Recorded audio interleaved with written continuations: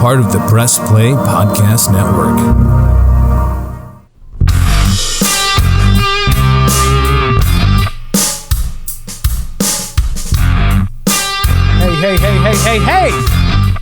Hey, what's up? We are back again for another episode. You know what? I'm going to say the name of the episode before we get 4 minutes in this time. I appreciate that. This is the Ball Card Show, the sports podcast. For the Sports Collector. I'm Jason Otero. I'm Gary LeMaster. And as always, we are brought to you by the Press Play Podcast Network. I am wide awake right now. I was a little bit fuzzy until about 15 seconds ago. What happened? Well, we've got a new setup here at the old studio. And for the first time in a minute, I have headphones. Normally, Jason's controlling everything. He's got headphones. I just sit back and talk. Well, I've got headphones on, and that intro music just peeled my hair back. Yeah, dog. We don't play around with our intro music. Yeah, it's an introduction, not an exit. It's something. It definitely took my hair to a new place. The look on your face when I said that was the dumbest crap great. I've heard you say all week. And I've heard a lot over the years. Oh, shoot. Well, you're not going to believe what we just ripped a bunch of. We did just rip very small amount. Listeners, if you've heard us over the years, it's fun saying that over the years. Yeah. I have a lot more gray in my beard than I did when we started this show. I have about the same amount that I did.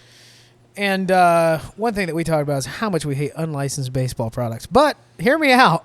When Gary snags a case, that was brought to you by Noodles and Company and Bud Light.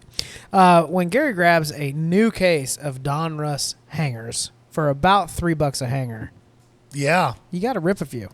Yeah, we ripped 9 or 10 of them, and it was fun. Cool stuff. I mean, obviously cool stuff and neat stuff if you enjoy things that you like. Yes, and it's unlicensed, obviously. It's not investment grade stuff by any stretch of the imagination. However, when I'm in these hangers for about $3 a piece and every single one of them is spitting out $8 to $15 worth of stuff to sell, that's a big spenders. That's a no-brainer. Tons of just cool 50-cent and dollar cards that fly out of boxes. If you want to know how rich we are, we ripped Don Russ. And right next to it, I've got about 4 huge bags of Goodwill stuff I'm going to sell for a profit. So we got that going for us. But let's jump right in here. What do you say, Gary? Let's make something happen. Yeah. A lot of cliches being thrown out today.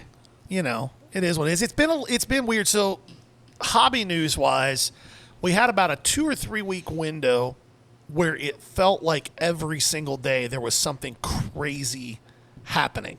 Yep. And then in the last week, it's just kind of been, But there was one big story that hit. Which was? One of the largest and most well-known Instagram/Twitter/Facebook hobby watchdog accounts, card porn. Did you catch that? If you didn't catch all that and you've been in the hobby for more than 10 minutes on social media platforms, you are probably familiar with the card porn account. So, little history on card porn. It was kind of like the Caped Crusader. It was the vigilante, keeping an eye on and keeping everyone honest. Yes. If somebody was scamming, it was time to expose them. It didn't matter if it was just a local card shop or one of the biggest breakers on whatnot. They were going to call them out. And you would never know who was behind card porn because then they wouldn't be able to be vigilantes anymore. Well, it turns out there was another reason. Nobody knew who they were. Yeah, so if you're listening, you may not be super familiar with the game-used high-end memorabilia side of the hobby. It's a very niche part of the hobby, but it's big, big, big dollars. The dollars that get thrown around in that world dwarf the dollars that get thrown around in the card world. Mm-hmm. Why did you just look at me? I can't even use the word I was checking the audio. dwarf. I was checking the audio. I don't know what you're talking about. Okay. I mean, I didn't use it to reference Now you're a talking human. about something that I wasn't thinking about. Okay. Did you not get enough attention from it? A little I more did. shock value. You got canceled 3 times. I got 2 text messages saying Gary needs to calm down. I don't agree with that. I think I'm in perfectly a very level person most of the time. Anyhow, the dollars that get thrown in that around in that world are massive. So the big company that authenticates and photo matches to guarantee the authenticity and what games and so on and so forth that these items are used in is a company called Maigret. They've photo matched $2, $3, $4, $5 million items. So there was a jersey, a Michael Jordan game-worn jersey that was purchased at auction about 6 months ago for $27,000 or $28,000. That jersey showed up at the National. And there was some photos with it, and the person who had it took it to PSA to try to get them to authenticate it, and PSA declined. Then Maigret declined. Then, sounding a little fishy now. Yes. Well, then, here a couple of weeks ago, Maigret authenticated and photo matched it to games 5 and 6 of the 1996 Eastern Conference Finals.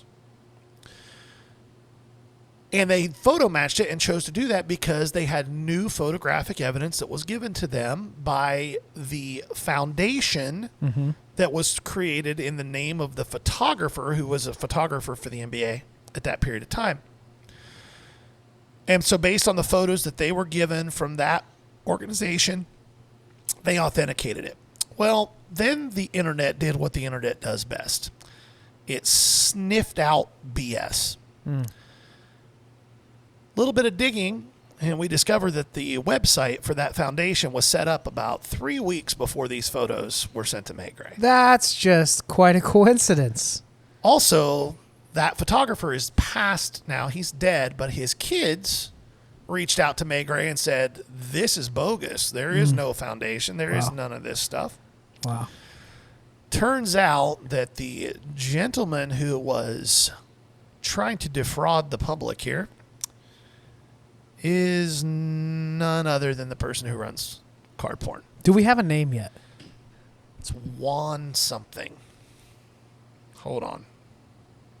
Want to rip you off? Let's see what we got here. Yeah, Darren Ravel, Juan Garcia. And it sounds like there's a bunch more stuff that's going to be coming out. It sounds like to the tune of millions of dollars. The Instagram page is down, right? Yes, Instagram, Twitter, Facebook, it's all down. Darren Ravel is who broke this story. Okay. It sounds like it's to the tune of millions of dollars.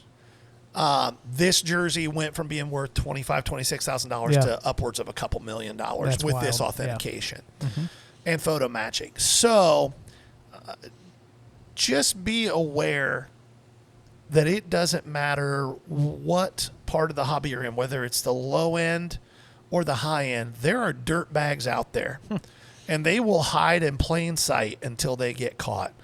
Be vigilant in what you do and how you do it. Know what you're buying and what you're not buying. Yep. Yeah. It was a very interesting story. And to Maigret's credit, when all of this happened, they immediately pulled the cert. They issued a statement about it, and mea culpa, and they took responsibility. They were like, "This is why we did this. We had no reason to believe that these photos were doctored until these extenuating circumstances were pointed out to us. Once we were told that, we went back and looked at them, and there's obvious photoshopping that's been occurring. Yeah. But yeah, it's a big deal. Yeah. It's a big deal.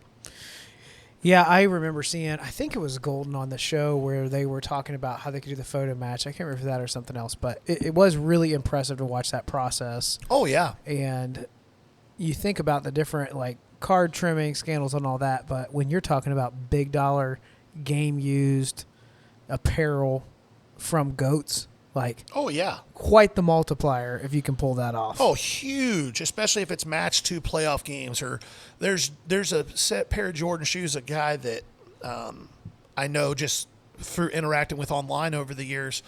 And he is a big, big, big name in that side of the hobby. He's probably got $15 or $20 million worth of Michael Jordan game used merchandise, but like he has the shoes from the flu game. Wow. Like that type of stuff. Yeah. So again, a pair of Michael Jordan game used shoes that are photo matched might be worth 50, 60 grand, but from a massive game like that that's iconic, $2 million, $3 million. That's absurd. Yeah. That somebody has that kind of money for that. Yeah. But it is. All right. Gary's a bit excited for what we're about to talk about next. Yeah. Bowman's releasing a new product. Bowman Chrome is about to come out. 13th. We want to kind of just do a little bit of a rundown about the product. A quick, 101. There's different Bowman products. If you're somebody who's getting into it, we spend a good amount of time prospecting, talking Bowman. We both 3 real products. Yes. 1 okay product, 1 trash product. You don't like platinum? It's trash. I did see on a very popular Facebook page people talking up how much they love platinum. But those same people were also asking what the price was for a base. Correct. People who like platinum, No. See? What you just showed was restraint, and I'm proud of you. I don't That was want good. to, How did that feel? Awful. I really want to drop what I was getting ready to say. More often. No, I really want to My point was they clearly haven't opened enough product to have perspective. The first time I opened Bowman Platinum, I was like, ugh. If you like Bowman Platinum, you spend a lot of time at Family Dollar. I'm just throwing that out there. Not funny corner. Go now. Okay, I'm just saying. You're in timeout. Bowman Chrome checklist coming out. So just a couple quick reminders. There is hobby, and then there is retail. Retail only has one SKU, which is the Mega Box. Correct, and it's only available at Walmart and hobby shops. Yep. So another thing. So if you opened up Bowman Retail, when did that release? A few months back. January. Oh my gosh, January, it's February. been a minute. Yeah. When you open up a pack, you're going to have a few Chrome cards. Could be some firsts in there. Could be parallels, autos, all that fun stuff. The format for these is a little bit different. So you have what would be considered base packs, and then you would have is it silver packs or Chrome packs? And the megas? Yes. Yeah, they're the Mojo packs. Mojo packs, yeah. So big hits are going to be in there. You still have paper firsts in the other packs, but nope, there's no paper first in Bowman Chrome. Bowman Ooh. Chrome is all Chrome cards. Okay. So it'll be rookies and vets in the base packs. You won't have any opportunity for color. That's no what I'm autos, trying to nothing say. like There's that. no color autos in there. Only color and autos you're going to hit are in the Mojo packs in retail. That's right. Yeah. Not my favorite product. And you'll see people reselling those base packs later, and they're actually not a terrible stash if you like the rookie class. Like you're going to have Gunnar Hendersons and Adleys and all that type of stuff in this rookie class. But somebody saying they have 20 packs of it does not mean that you're going to have the stuff that's in the Mojo packs. It's very important to understand that. You should be able to buy those for about $2 a piece. Yeah. And then the Mojo packs usually sell for about $20 a piece. I almost always see somebody who bought 20 loose packs and they're like, man, this is all I got. I paid $50 and you got taken. Well, you didn't get taken. You got $50 worth of stuff. Okay. You probably You love Bowman, and I appreciate that, Gary, but you're not pulling hits out of there. No, correct. You're going to pull base Chrome rookies. Yeah. Which, if you get 20 packs and you hit 8, 10, 12 nice rookies, they're $3-4 a piece. You're only down $30. Yeah. Which isn't a bad turn. And if you're smart, you'll hold those packs sealed. If you think that a rookie class with Corbin Carroll and Michael Harris and Adley Rutschman and Gunnar Henderson and Kodai Senga and on and on and on is potentially got a few Hall of Famers in it down the road, hold those packs for 15 years. Sure. Yeah. So, as you can tell, it's not my favorite Bowman product. I like it. I very much love Draft and then Bowman Retail. That would be my order of preference on those. There are some really, really cool parallels and short prints that are being released with this product that I think you really want to pay attention to. I think they're doing something creative for breakers, which was a recent conversation on Sports Cards Nonsense of, I actually loved, I don't know if you listened to this last week. It was Mike by himself, but he was basically talking about all the things he hates about breakers, and he was pretty spot on for me. Yelling about a $10 card like it's annoying. awesome, your hands shaking, getting all worked up about it. But one of the conversations was, what can fanatics or different distributors do or manufacturers do to allow the product to still have an impact for breakers. So some of these short prints, you were just showing me the Arizona Fall League has some nasty relics in it. Those are hobby only. Yep.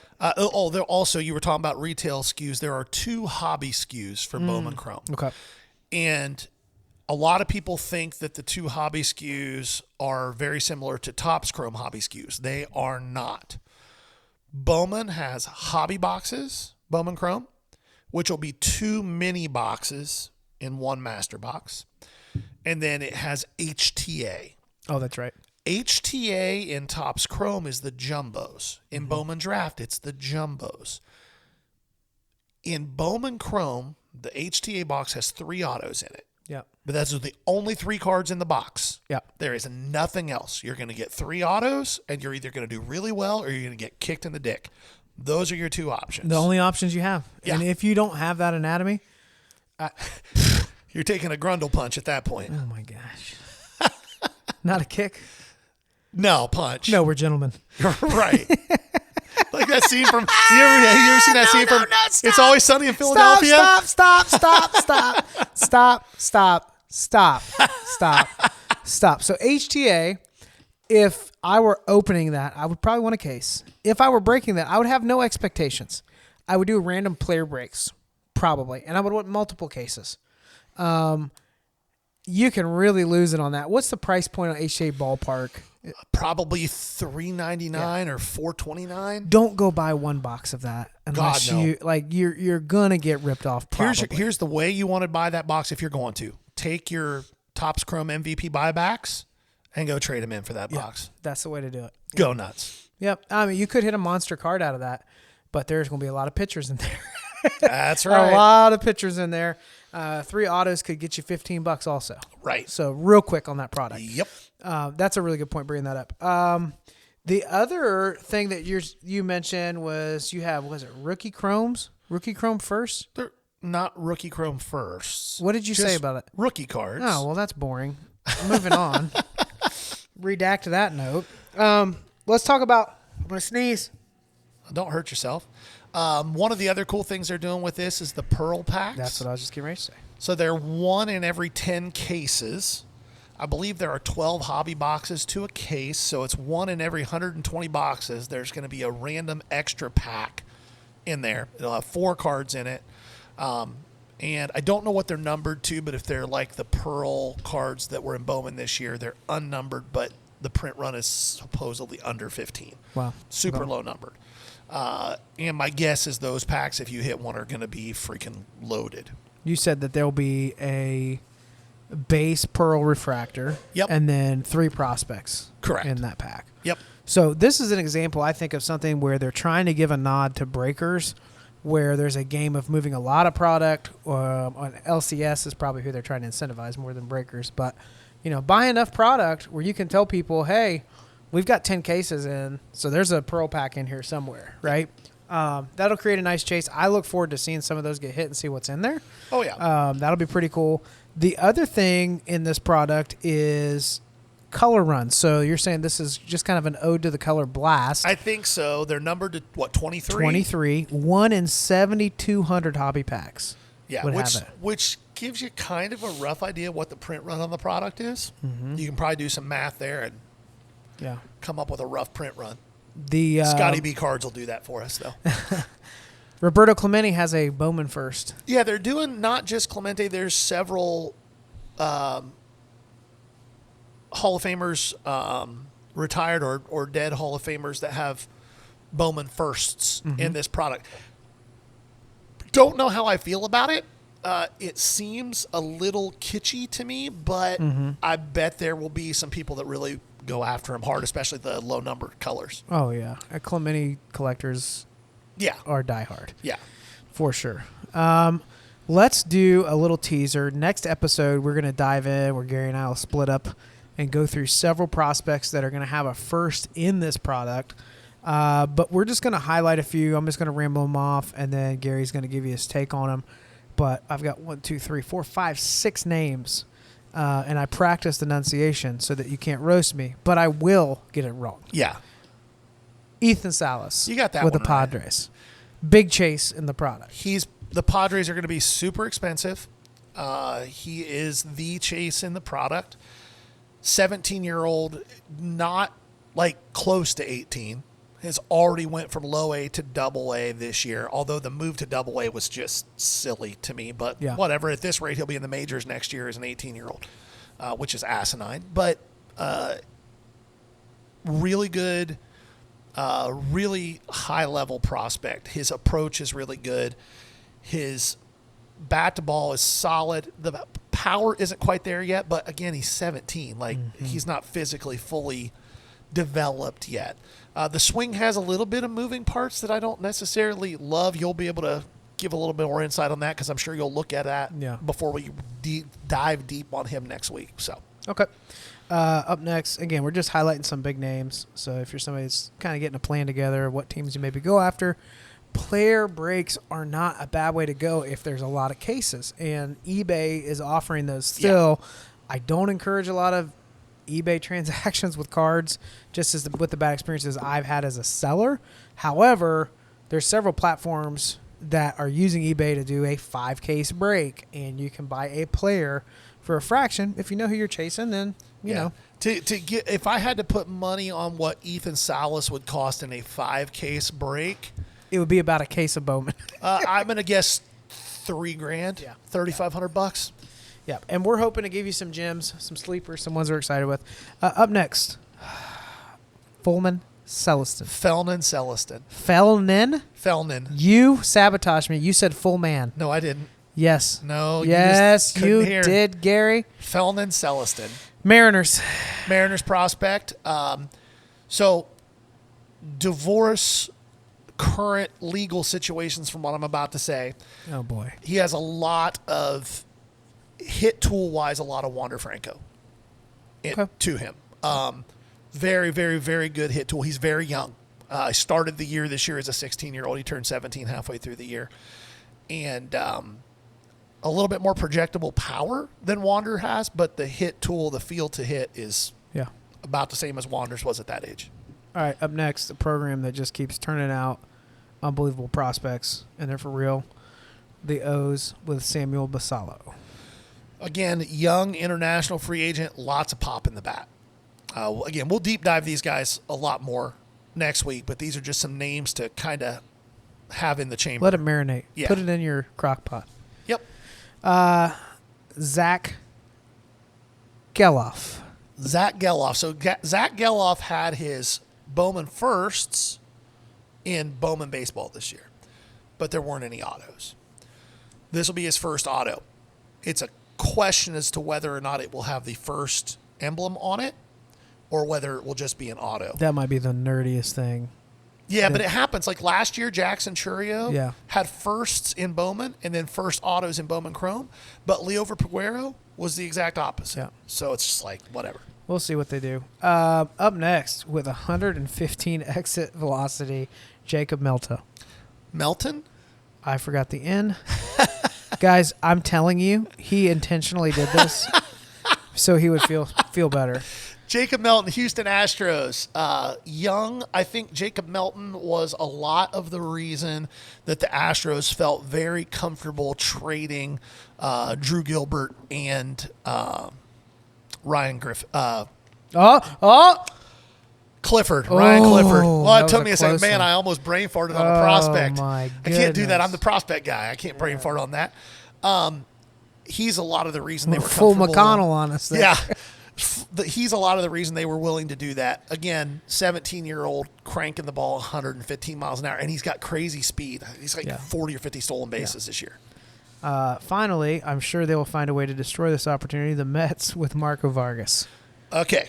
Marco Vargas is a guy that I happen to really like, and there's 2 or 3 other people that are relatively well-known in the prospecting news industry who also really like him, and then everybody else is just kind of like, Very young, complex guy. I think he's in low A now. He got out of the complex. Infielder for the Mets.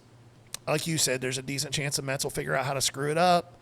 But there's a lot to like in this kid. The power is real. The feel to hit is real. The question is, where does he play? What's his defensive home end up playing? He's just listed as an infielder right now. They bounce him around. He's played some second. He's played some short. I don't think he can stick it short. I think second or third is probably where he ends up at.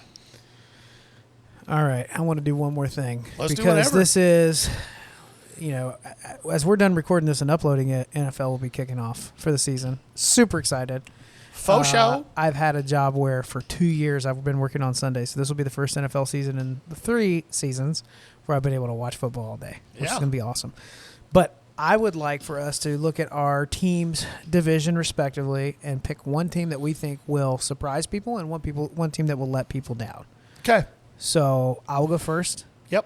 With the AFC East, and I do think the Jets are going to really piss me off this year. They're going to pull off some weird stuff and win some games people don't expect them to win because they have a wizard and some really good young talent around them. I also think that the Bills will have a down season. Ooh, hot take. I think that there have been a couple big runs. There's a lot of questions around why can't they just put this together with this run. There's a little more. I think the Jets give them a little bit more of a hard time in the division. Miami has been pretty good at least splitting the series with them. I think the Bills might not be what they were over the last couple of years. Hot take. All right, let's hear yours. Obviously, for me, it's the AFC North. Bengals aren't going to surprise anybody. I think they win the division. I think the Steelers surprise some people. I think the Steelers finish second in the division. Mike Tomlin is amazing as a head coach. Like, that team was left for dead last year and still got above 500. Yeah. Kenny Pickett, I don't think long-term is anything resembling Big Ben. I don't think he's a Hall of Fame If you're a quarterback. Pittsburgh fan, you need to realize what you had in the career that was Ben Roethlisberger's. Like, it was a gift. It's not going to happen more than 1 or 2 times in a generation. Yeah, Pickett's not that guy, but I think Pickett's going to be better than league average. I think he's going to be solid. Yep. I like the receiving core in Pittsburgh, and T.J. Watt's going to be healthy. That's a big deal. That's a huge difference there. The team that I think is going to drastically disappoint people is the Browns. I think that anybody that's not a delusional Browns fan or wishfully thinking that Deshaun Watson still remembers how to play football understands the Browns are not going to be good. But Browns fans seem to think that Deshaun Watson is going to rebound into being what he was in Houston. That guy's gone. I really don't know what to expect. I do. With him. I expect a lot of interceptions and a lot of incompletions. What made him good in Houston, beyond just some like basic talent, what made him good in Houston was the way that Bill O'Brien ran that offense was shotgun, spread, very little play action, and let Deshaun chuck and duck and make things happen. Yeah. Kevin Stefanski's offense is not that. It is under center, ball control, play action, move the pocket. All things that are not Deshaun Watson's forte. Right. Now, combine that with the fact that this dude didn't play football for almost 2 years. And had some stuff going on. Yeah. I don't see a world where that team wins more than 7 or 8 games. All right. Let's talk through a little bit of tonight's kickoff. Okay. If people are listening now, we're just going to put some predictions out there. I found it interesting that the spread was only +4. I don't find that interesting at all. Well, if they're in a goal line formation, Kansas City has to pass the ball. Does Mahomes just pass it to himself tonight? Sky Moore. Sky Moore ends up being a guy of Marquez Valdez-Scantling because I don't think Travis Kelce's playing. Detroit could be a problem. They were stringing together some good football last season. I think Detroit wins that division. I think they win it handily. Wow. I think they win somewhere between 10 and 12 games. Okay, so tonight you have Kansas City winning? It's at KC. Yes. Do they cover the spread for? I think KC wins. I do not think they cover. And then the over is 52.5 right now as I'm looking at this. I think it goes over. Yeah, I like that. It might be a fun one to play. Yeah, I think it goes over. All right. Well, this has been the Ball Card Show, the sports podcast. For the Sports Collector. Bye now. Peace.